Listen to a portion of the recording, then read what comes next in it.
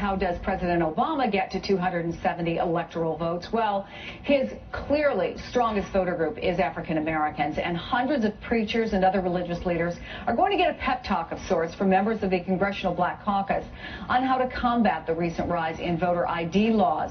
I'm joined now by the chairman of the Congressional Black Caucus, Congressman Emanuel Cleaver, Democrat from Missouri, who is also an ordained minister. Congressman, it's good to see you. Good morning. Good to be with you. So you've got this big summit tomorrow. Essentially, what is your message to several hundred clergy members, I understand, who will be there? Yes, we'll have representatives from 9 denominations who actually pastor somewhere in the neighborhood of about 10 million people. And we're going to, first of all, equip them with the information they need to know about what they can say and what they cannot say in the church that would violate their 501c3 status with the IRS. In fact, we're going to have the IRS administrator there. We're going to have the Attorney General, Eric Holder, there.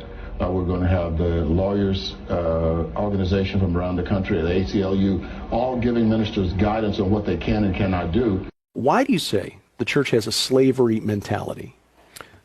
Most of it is because of the 501c3, number one, and two, because they're incorporated. Because the church wants to, you can't govern when you're being governed over. So it's almost like the Israelites. They were being governed over. They were being manipulated, this, that, and the other. So I think a lot of that has to do with when you come out of those programs, underneath the federal government from the 501c3, and you unincorporate, you are now totally free of any of that. So they have a slavery mentality in the sense that they want to be governed over, so to speak. And that's suppressing them as far as and oppressing the people. The Lord showed me it's almost like they're having a demonic portal over the top of them. So it's influencing each ministry and each person in a different way, depending on their spiritual maturity.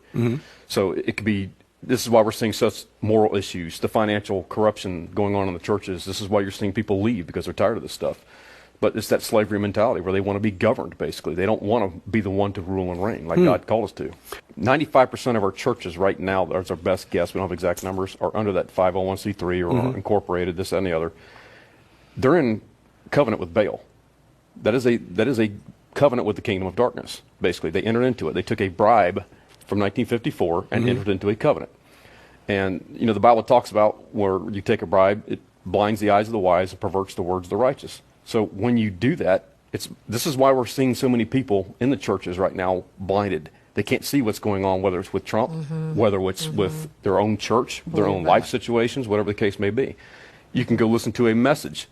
70% of the message may be right on, but it is perverting the words. It's that other 30% that's going to get you in trouble.